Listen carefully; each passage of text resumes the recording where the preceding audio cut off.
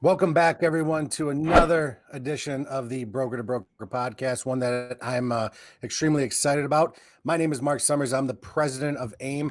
Extremely excited to have a conversation with this individual who, if I'm not mistaken, the first time I met him was at one of our events. I think it was Fuse. Activate. Was it Activate? Okay. So it was Activate in Irvine. Oh, that was a great one. But today, Fantastic. without further ado, I'm going to be interviewing the broker owner at the Rivera Dream Team, Fredo Rivera, also known as the RDT Mortgage, correct? Yes, sir. Perfect. So Fredo, man, hey, thanks for joining us. I remember the first time I met you. Obviously, I was wrong on the venue, but I had a great conversation with you. Love the way that you handled business, how you were a mortgage broker. So really excited to have this conversation with you. So tell me a little bit. Tell me a little bit about the RDT team. Tell me about how you got started in this industry. Give us your background. The short story is because it was a long, crazy journey. I basically got into I worked for a broker in 2004. Had a real estate and mortgage company in the Bay Area. So I was born and raised in San Jose. His office was in Fremont. I don't know if any Bay Area kids know where that's at. Long story short, I was just looking for an opportunity. And he basically said, listen, I'll train you as a sales manager, but you're just going to be cranking on phones and basically setting up appointments for my loan officer. And he said, hey, listen, you're not going to get paid for 2 months, but the money that you get from it, the opportunity will be endless. And I ended up making 10 grand in 2 weeks, and I basically never looked back. So that was in 2004 to about 2007. Helped me move to San Diego. Everything happened in 2007 as it did, and I got back into. I got my real estate license in 2010, and I built that. Was modestly successful until, and this is the short story, until I decided that I really wanted to own 2 companies, which was a mortgage and a real estate company. And so I got my broker's license, my NMLS, and I got back in October of 2017. Okay, so tell me about the RDT team. When did you start that? That was 2017? No, so I actually got back into mortgage in 2017, but after listening to the BAB group, Anthony Casa, with the mission that they were on, it took me a little while to kind of get into it and really buy in 100%. But I basically started my own brokerage probably November of 2019. Where it was all on me. Before then, from 2017 to November of 2019, I worked for another broker. Okay, so tell me about your current team. What is it? How does it consist? So as of right now, it's myself plus another loan officer. We just hired a brand new assistant that we're training up. And then we have a loan coordinator and a dedicated processor for our team. And then my wife, we're training her to be the compliance manager for all those, mortgage call reports that people love. Them. Where I don't have to do them, or the team doesn't have to do them. She gets the pleasure of doing it. And so that's basically our whole team as of right now. Okay, now so give me a little bit about your business. Are you mainly purchases, refis? Do you stick conventional, FHA, VA? What do your numbers look like? So basically, I would say about 60 to 65% of my business is refis. The rest is purchase business.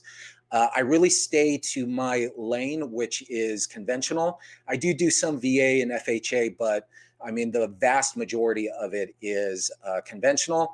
And then our jumbo purchases have been growing because basically every home here in San Diego is pushing a milli.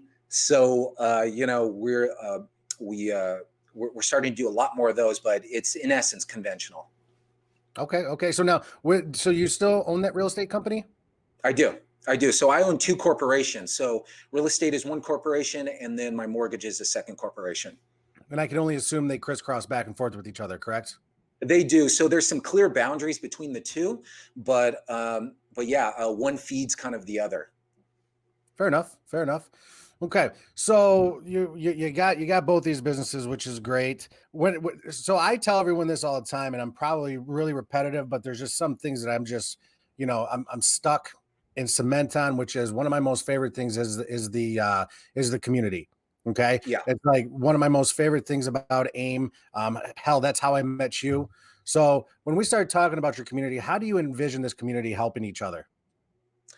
Well, when it first started, it was based on the idea that wholesale wants to put us out of business, that they're not our friends. And I think it's grown to where it's at today, to really one of education, to really one of bringing brokers more awareness of where we're at to where we need to be, and really set the goal that, hey, we need to be leading this industry. And they do it. Man, a lot of people in this community are just so willing to give their wisdom, give their time, Mhm. uh, help brokers like myself grow and, kind of shortcut all the mistakes in order to grow their market share. So I think this community has been fantastic, and literally, you can go to most people on there, and they're more than willing and freely to give and to help you grow. So, which it's been really great. Yeah, and it's personally helped me, and every time I do a presentation, I talk about the community, and I talk about even like the Bab Facebook group page, Yeah. and that thing. I when we first started that, I kind of saw a vision for it, and then where it's gone and how it's helped so many Yeah. people truly Yeah. blows my mind. And I tell everyone all the time, I'm like, I've seen everything on this, and then I check a post, and I was like, well, never seen that. Yeah. So I mean, I've seen everything on there, and you're pretty engaging in it. How do you find time to do that? So, so one, I have a team that takes care of a lot of the process that I don't have to do. So my main lanes are selling, closing deals, dealing with fires, and then connecting. So I just don't do it on the that group. I do it in other spheres that bring me business. But I mean, I just want to help, and because the way that I help people comes back to me, you know. Yeah. 10 times over. So I have to make it a part of my mission to, if you have a question, like I don't have all the answers, right? But if I can help somebody or if I can give a different perspective, I'm always willing to do it, flow positive energy to people. And because that just, again, comes back to me in spades. Yeah, no, absolutely it does. And many years ago we would have probably thought we were enemies. You know what I mean? But like before this association, it was like you were my enemy and we're not. And that's what I love about that community is there's so much education within Yeah. within our community that we help each other out with. So no, I mean, I appreciate you always reaching out on that. I've seen people teach each other stuff, and Yeah. it's phenomenal. So when we start talking about community here, I know you're pretty big in your local community with the RDT team. So what do you do in your community? Let's just ask that. That's a great question. So first and foremost, I'm very involved in my church with basically all aspects of it. But in essence, when I first got there years ago, and it totally transformed me, faith. But I just said I'm going to take everybody out for either coffee or lunch here at the church and see if I could just make friends, see if I can help. And literally through coffees, I've been able to make connections and help people far beyond what I've been able to, ever thought possible. So really coffees, and I drink probably too much of that. So coffees, lunches are a huge deal for me. In addition to that, any type of my community, if they have anything that they're promoting, sponsoring, if it's in the budget, if I can allocate it, I'll throw money that way as well too to get involved. I get involved with the beach cleanup. Like I just spend my time serving and helping people grow, and then it just literally comes back to me in deals, whether it's purchase deals, refinances, or real estate deals. It comes to me. So I do that in the community a lot. I'm highly involved. Like I said, it's not just on Facebook. It's actually within my own neighborhood and my church that I serve in. Yeah, and that's the thing I like about brokers is we are deep into our neighborhoods. We are Yeah, deep into our community, unlike some of these bigger ones, and I'm not even gonna get into names today because it's just too much right now. But yeah, we're yeah. we're engraved into our neighborhoods. And I think that's what also separates us. So, one of the big things here, and I get this question a lot, and I know you'll be able to answer this. How do you come off not promotional?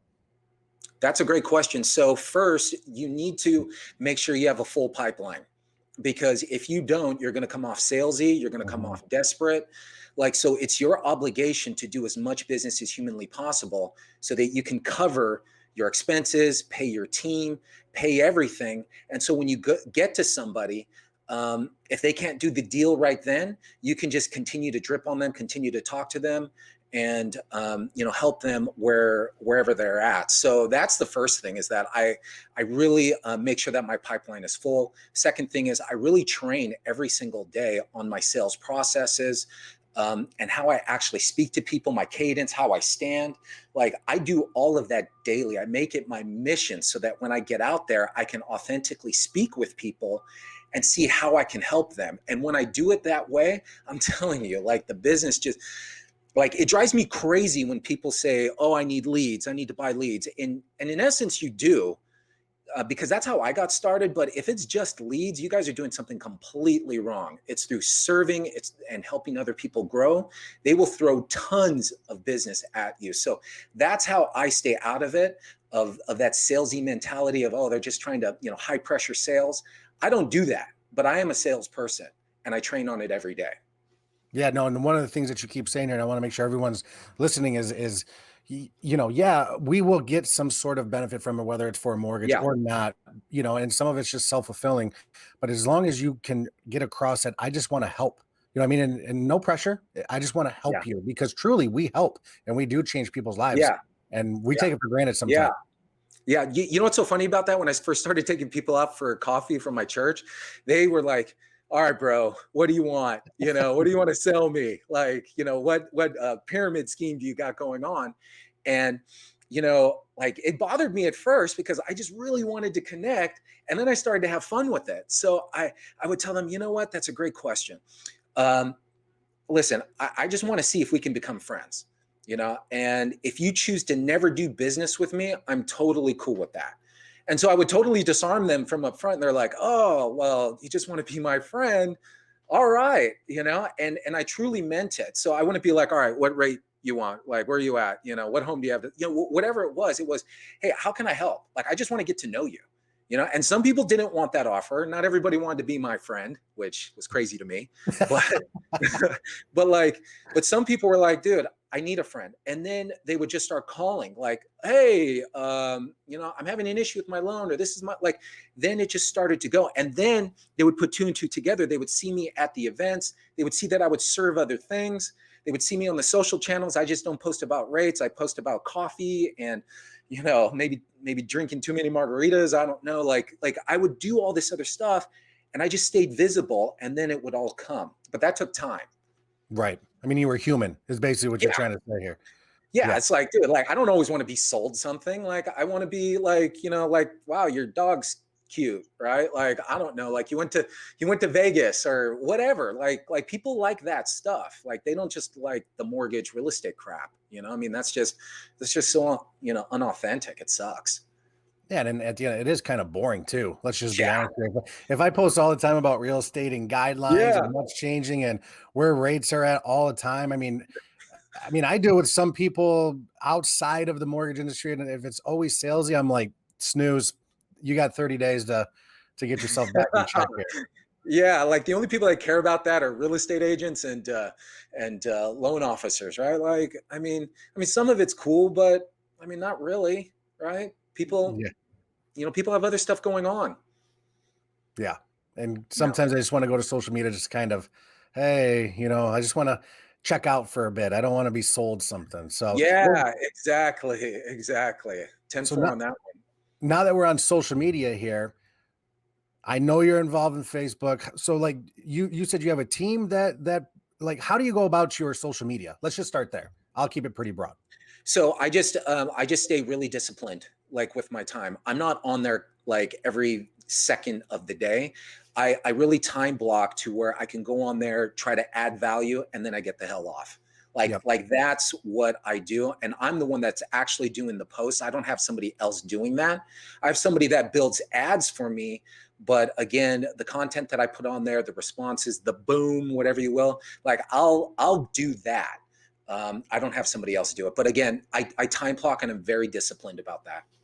That's perfect. Yeah, because I know a lot of people struggle with that. And my big thing with social media is you're either on it 24/7 or you got to time block it, and you literally have to schedule it out, or Yeah. else you'll get lost in the shuffle. You lose your Yeah. audience, and then you're trying to get Yeah. them back. You gotta time block.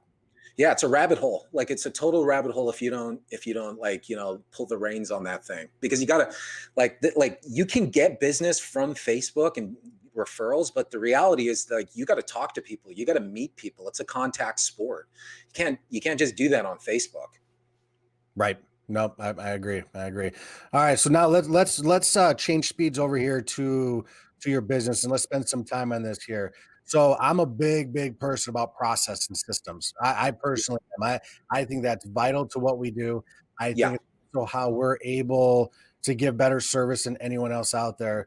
So talk to me about how you build your system and processes. That's great. So when I first worked for the broker that gave me a shot, great dude, great company. But that dude was on my ass. Like, he was like, if you're going to be on this team and I'm going to give you leads, you got to close 5 transactions a month starting this month. And if you don't, you're fired. You're off the team. Oh wow. And he was serious about that. So I had a choice to make. So I just became this guy that was just cranking the phones, and I created a process to where I would call people from 9 a.m. to, let's say, 1-ish. I would take a break and then I'd get back on the phones from 5 to 9 in order to get these people, in order to get leads. And that exploded my production, which was great. But what I found was that like you got to be able to communicate with these people at least 6 ways, 5 to 6 ways. So phone calls one, you got to do an email, you got to send a text message, you got to hit them on the social channels, whether it's Facebook, Twitter, Instagram, LinkedIn. You got to send them a video. And then what was that? 5? Yeah. So about 5 ways, and you got to be able to do that in under 60 seconds in order to keep taking applications that will turn to contracts or escrows, which will turn to closed. So unless I wanted to work 7 days a week, which I didn't, and continue that schedule that I was on, I had to create a process in order to do it. And, remember what I shared with these people, because a lot of the leads that I got, they weren't ready. They were ready maybe 30 days, 60 days, 90 days, 120 days. Like how do you do that? So the first thing I did was, the broker wouldn't pay for it. And I hope he's not watching. The broker wouldn't pay for a CRM. So I actually got Lion Desk, and then I built automation within it. Oh wow. And there's third-party companies that will actually put it in Lion Desk for you, and you just got to change a few things. And what it'll do is I can call them through the CRM, immediately text them, and then go through their social channels right away. And so I did that. Plus I created emails that I can just simply shoot out to them that were very general, but really got to them, right? And these campaigns would go on for 12 to 24 months. Like they would actually keep contacting them while I would call them. So that's the first thing. That's the first thing I did. As I grew, it was either get 4 screens or really pare everything down. So as of right now, I have a Shift, which basically houses my tech stack. So it's an easy way to go between different technologies. From there, it goes to my sales training platform. And then from there, it goes to where I can send thank you cards immediately, BombBomb videos. I'm looking at it now, HomeBot, G Suite, which all of my emails go out of, MailChimp, Hootsuite, which goes to all of my social channels. So like I just built these layers. So literally all I have to do and all the team has to do is come in, talk to them, send them a message, then they're off to the next person. Like Wow. I had to do that because what would end up happening is people wouldn't take my call. And then 6 months later, they'd call me or text me, say, hey, Fredo, you never gave up. We're ready to do the deal. And I'm like, man, I only called that dude twice, right? But the system kept moving. So that was a huge labor of love. But in essence, you got to build an ecosystem from these, until we have just one transaction to one system, you have to build a platform to communicate with a high level of people that you can pare down so that you can create predictability in your escrows. Does that Wow. make sense? That made perfect sense. It's actually blown my mind because it's awesome. So you said it's called Shift is what you use? Yeah, it's called Try Shift. If you look at it, and I don't get paid to promote it, it's just I'm just constantly looking on how to improve my situation. I had multiple tabs open. I had Yep. 2 screens. Like it was totally inefficient, right? And I have a team that I gotta support too, right? Like I have escrows, like I have a number that I have to hit so that I can provide for my family, my hopes, my dreams. Like that takes closed escrows. So Shift basically allows you to have all these platforms within one screen, and you could quickly just go, to them Oh, that's easily. really cool. That's really Yeah, cool. really easily. And then I just created a stack and a process to how, again, I'll call somebody, I'll text them, I'll email them, I'll send them a bomb video, which I shot previously. I would send out to them. I would send out to them my reviews. And then I would hit them on social channels. So I have all these touch points, again, 5 to 6 touch points, and then I go to the next person. That's awesome. All right, so when you're doing all this, I know when you started the RDT team, I know you just weren't sitting there one night in bed and said, "Hey, I'm going to do it this way." What roadblocks did you hit? How did you get here? Man, I had a ton of roadblocks. Like, I remember Anthony Costa saying, "Build that brokerage, just go out and do it." I think even you said it. And then when I did it, man, there were times I was like, "Man, I wish I was just a loan officer again," because that dude just deposited my checks and I was good to go, right? But the main issue that I had, and I have it written down here, is like I didn't necessarily have a clear vision for where I wanted to take the team. Okay. With like I knew what I wanted, and I thought sales, basically took care of everything. You have enough sales, your problems will go away. Well, my problems multiplied. When you get people, when you get processes, when you get irritated clients, when you get irritated realtors. So the big one, I didn't have a clear vision to where and buy-in from the team in order to get there. I thought that they were just read my mind crazy enough, but it wasn't clear. The second thing was I didn't build, on top of that, I didn't build the synergy within the team. Like literally, I was almost as brutal as the broker, which I'm very thankful for that he was hard on me.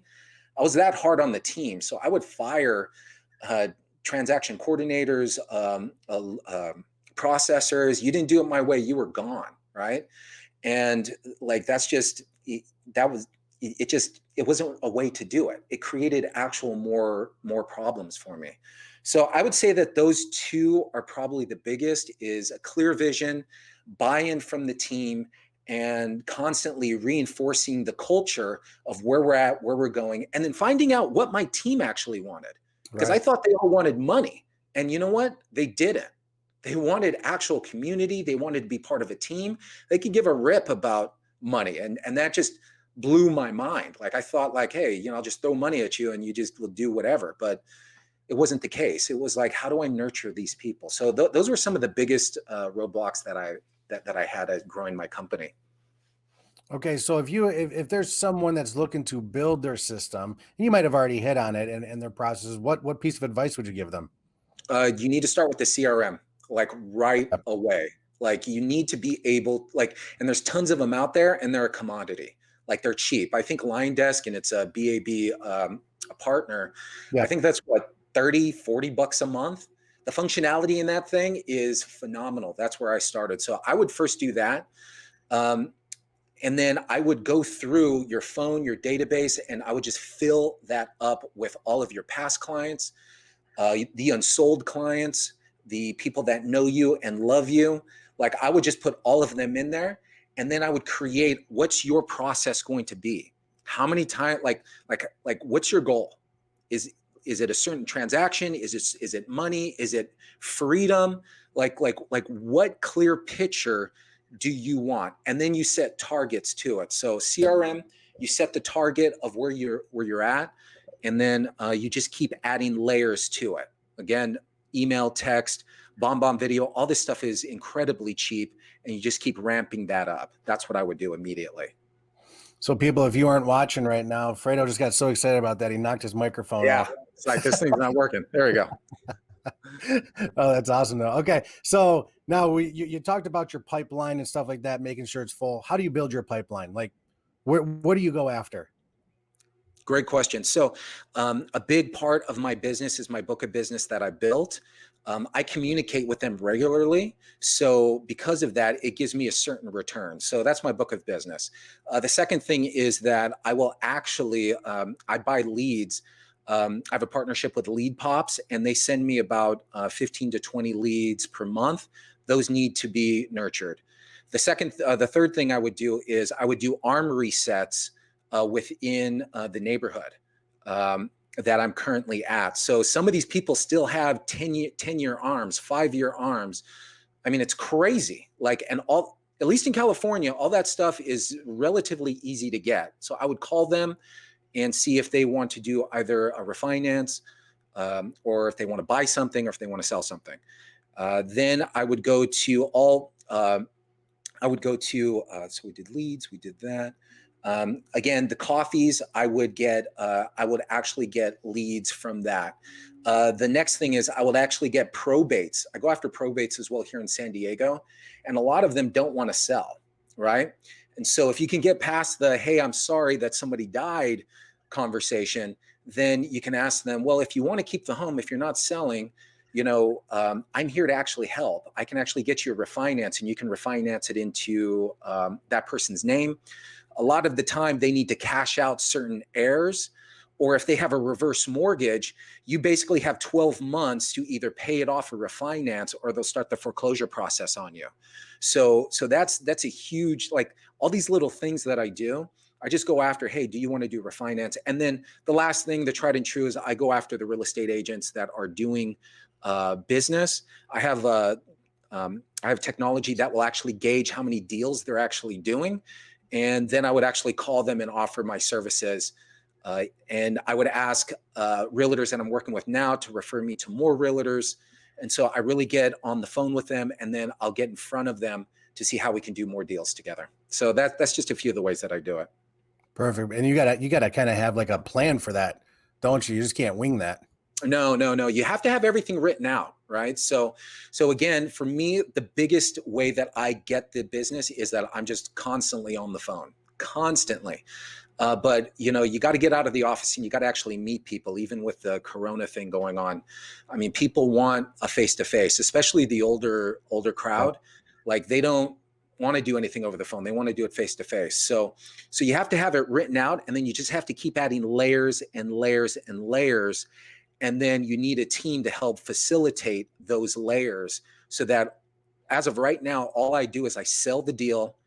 I help it from it blowing up, and then I do the congratulations, to ask for more business. The team basically does the rest of the file. But I had to build those layers into it because I had to do everything at first. Yeah, and a lot of us, still do. Some of us don't, and it's fun having these conversations just for the mere fact of everyone has their own way of doing it. There's not a clear cut way, and I love that. No. Like, for example, I don't really go after realtors. You know what I mean? Realtors.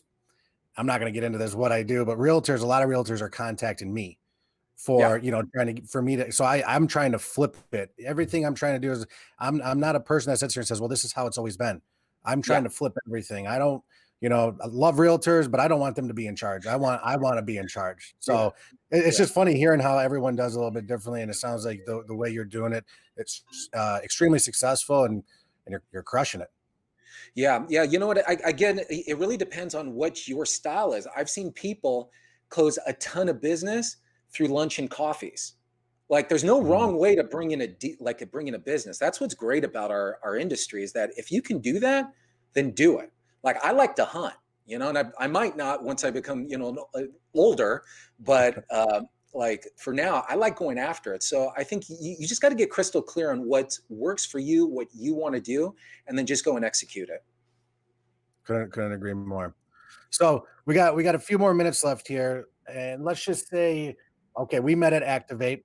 You're Yes. on stage. You're on the stage at Activate. You have 1,000, 1,500 brokers sitting there, and you get to talk about one thing that you're passionate about, or one thing you want to give advice to the community. What would it be? Serve. Be a servant leader. That's it. Help people. People need that, especially right now. Like all the sales tactics and the technology and all the inner workings at the bank, they don't care about that. They, if you're there to truly help and serve people, it will come across, and then you'll just have more than enough business. I mean, literally.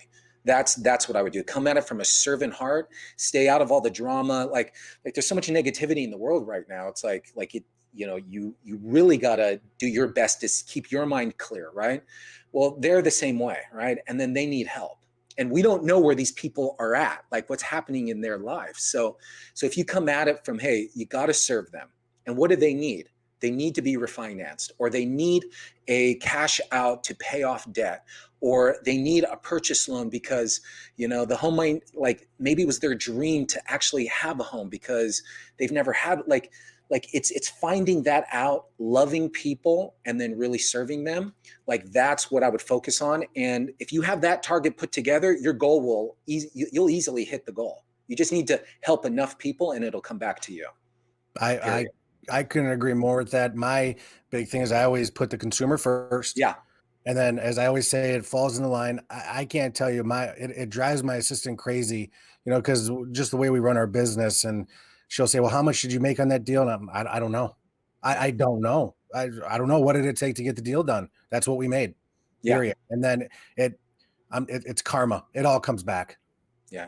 Yeah. You karma, I'm faith. It all works out. Like, if you help enough people, I mean, you'll be swimming in business, and that's what people need. I mean, honestly, like, if you're willing to do that, because most people aren't. They just think about themselves, right? Like, what's my bottom line? Like what am I like? And that stuff's important, right? You got to be able to feed your family. You got to be able to finance your hopes and your dreams, because, to be quite frank, nobody wants to listen to you if you're not successful, right? So there is an element to, you got to close a high number of deals, but in order to get there, you have to help enough people. And sometimes that means turning down a deal.